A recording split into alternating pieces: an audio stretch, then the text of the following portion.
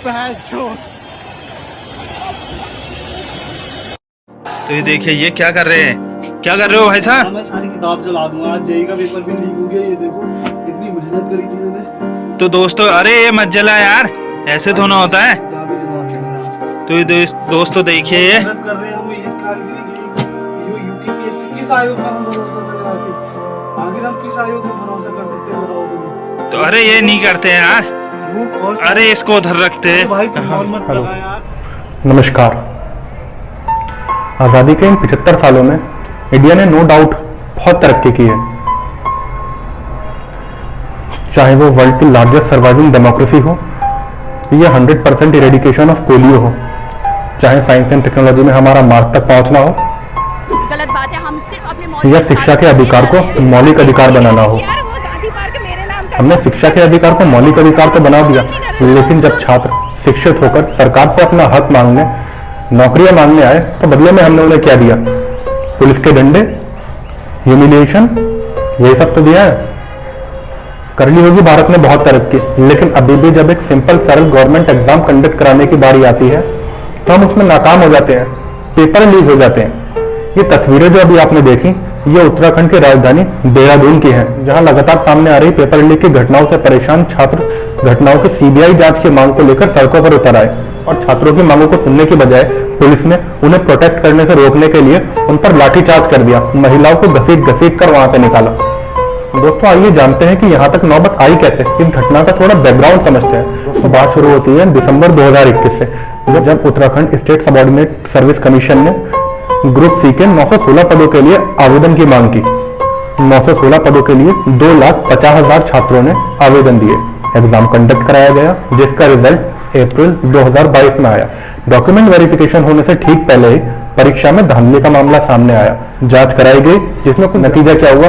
केवल साल 2022 में असिस्टेंट इंजीनियर, जूनियर इंजीनियर, लेखपाल समेत 5 अन्य पदों के भी पेपर लीक हो गए।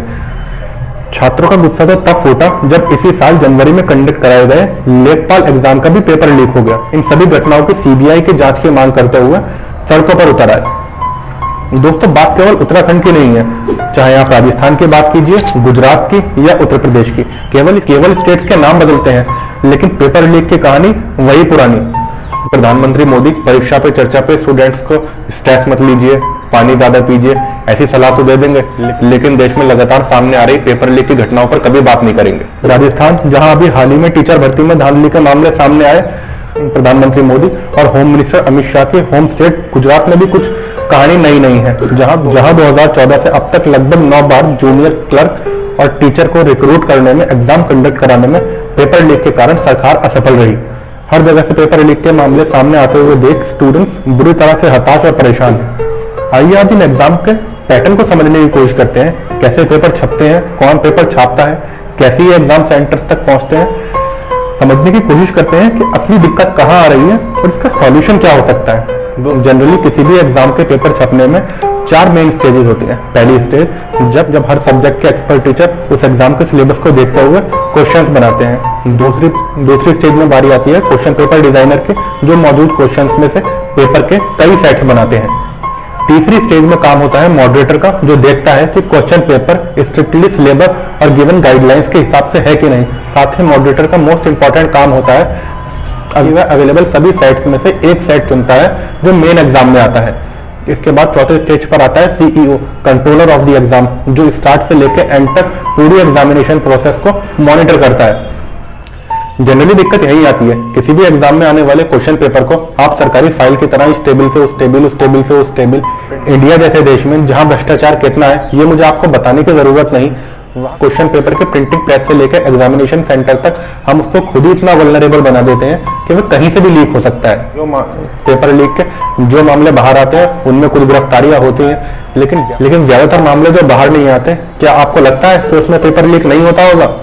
कुछ स्टूडेंट्स लीक हुए पेपर्स को पैसे देकर खरीदकर सरकारी पदों तक पहुंचते हैं। यह भी एक कारण है कि गवर्नमेंट ऑफिस में एफिशिएंसी इतनी कम है, लेकिन कुछ बुद्धिजीवी लोग गवर्नमेंट ऑफिस की इन कम एफिशिएंसी के लिए रिजर्वेशन को तो जिम्मेदार ठहरा देंगे, लेकिन ये परीक्षा में हुई गड़बड़ी के बारे में कभी बात नहीं करेंगे। अब आपके दिमाग में एक क्वेश्चन होगा कि जिन लोगों की गिरफ्तारियां होती हैं उन्हें सजा क्यों नहीं होती?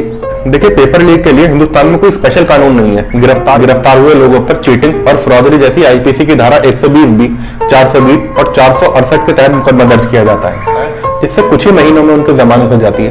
जो लोग गिरफ्तार भी होते हैं वो भी केवल प्यादे होते हैं। नकल माफिया की जड़ों तक पहुंचने की पुलिस कोशिश ही नहीं करती, क्योंकि वहां नेताओं और बड़े बड़े अधिकारियों के नाम इसमें सामने आते हैं। तो क्या आप देश में पेपर लीक की घटनाएं यूं ही बढ़ती रहेंगी या इसका कुछ सॉल्यूशन भी है?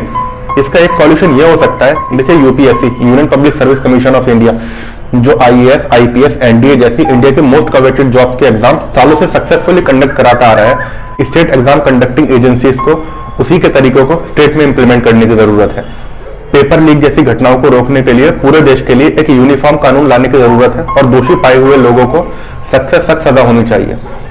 एक सावधानी जो पेपर के सर्कुलेशन में बरती जा सकती है, पेपर को डिजाइन करने के बाद एन्क्रिप्टेड फॉर्म में रखा जाना चाहिए और उसे डिक्रिप्ट करने का ऑप्शन एग्जामिनेशन सेंटर पर मौजूद एडमिनिस्ट्रेटर के पास एग्जाम से कुछ ही घंटे पहले होना चाहिए। ऐसे ही कुछ और तरीकों को इंप्लीमेंट करके हम इंडिया में एग्जामिनेशन प्रोसेस को रिफॉर्म कर सकते हैं।